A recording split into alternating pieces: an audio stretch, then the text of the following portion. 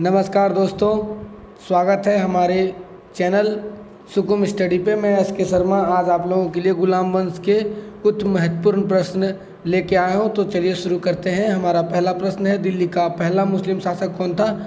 तो कुतुबुद्दीन ऐबक। कुतुबुद्दीन ऐबक ने ही 1206 में गुलाम वंश की स्थापना करी थी। अकबर जो कि मुग़ल वंश का तीसरा शासक था और इसके द्वारा फतेहपुर सिकरी नामक स्थान की स्थापना की गई थी। अब अलाउद्दीन खिलजी को जूना खां कहा जाता था। इनके द्वारा क्या बनवाया गया था? अलाई का दरवाज़ा। क्या बनाया गया था? अलाई का दरवाज़ा। बढ़ते हैं अगले प्रश्न की ओर। अगला प्रश्न है हमारा, गुलाम वंश का प्रथम शासक कौन था? तो जैसे कि मैंने अभी थोड़ी देर पहले बताया कि गुलाम वंश का प्रथम शासक कुतुबुद्दीन ऐबक था। इल्तुतमिश को वास्तविक संस्थापक कहा जाता है। किसका? गुलाम वंश का। इल्तुतमिश की बेटी रजिया सुल्तान भारत की पहली महिला मुस्लिम शासिका थी। और बढ़ते हैं अगले प्रश्न की ओर। अगला प्रश्न है, दास और गुलाम वंश और दास वंश दोनों एक ही हैं, इसमें आप कभी कंफ्यूज ना हो। तो गुलाम वंश की स्थापना किसके द्वारा की गई थी? तो किसके द्वारा की गई थी? ये कुतुबुद्दीन ऐबक के द्वारा की गई थी। अब बढ़ते हैं अगले प्रश्न की ओर। गुलाम वंश की स्थापना कब की गई थी? तो 1206 में करी गई थी। बढ़ते हैं अगले प्रश्न की ओर। दिल्ली के सुल्तान का पद संभालने से पहले कुतुबुद्दीन ऐबक कहाँ के गवर्नर थे? तो ये थे दिल्ली के गवर्नर। कहाँ के थे? दिल्ली के सुल्तान का पद संभालने से पहले कुतुबुद्दीन ऐबक ने किस शासक के अधीन मालिक एवं सलाहकार पद पर कार्य किया था? तो किसने किया था? मोहम्मद गोरी।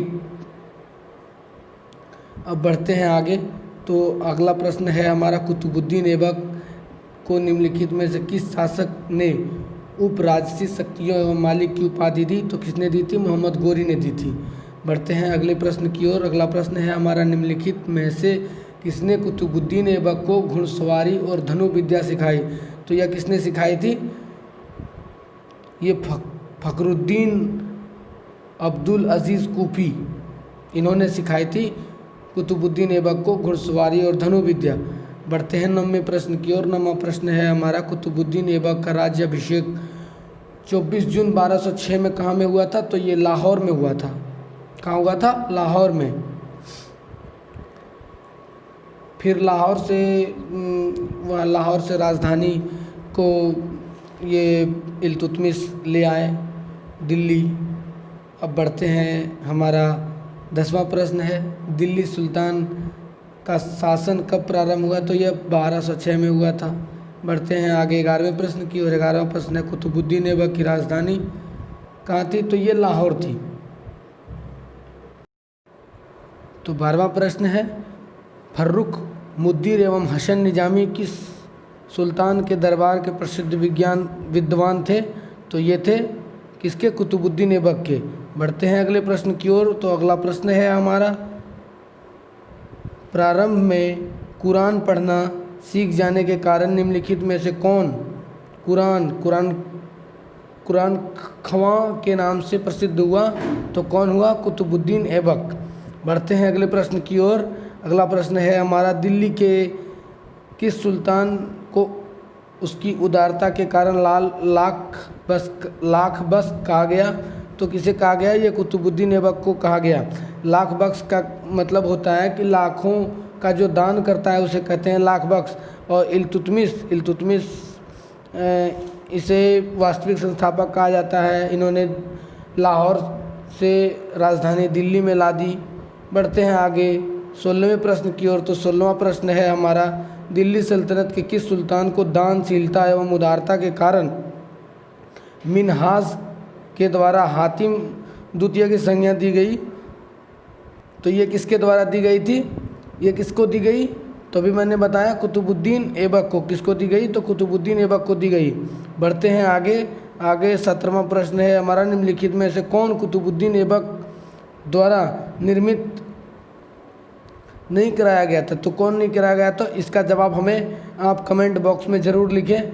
हम और हमें विस्तार में बताएं। अगले प्रश्न की ओर बढ़ते हैं। अगला प्रश्न है हमारा, 2.5 दिन का झोपड़ा नामक मस्जिद किसने बनवाया था? तो यह किसने बनवाया था? 2.5 दिन का झोपड़ा कुतुबुद्दीन ऐबक ने, किसने बनवाया था? कुतुबुद्दीन ऐबक ने। अब 2.5 दिन का झोपड़ा मस्जिद में प्रयुक्त प्रस्तर खंडनों में से निम्न में से किस नाटक का अंश अंकित है? तो यह किसका अंश है? हरकेली का। अब 2.5 दिन का झोपड़ा का मस्जिद कहाँ स्थित है? 2.5 दिन का झोपड़ा का मस्जिद कहाँ स्थित है? तो ये हमारा अजमेर में है। कहाँ पे है? अजमेर में है। तो दोस्तों आज के लिए इतना ही, और हमें ऐसे ही छोटे छोटे टॉपिकों पे ऐसे ही वीडियो बनाते रहेंगे।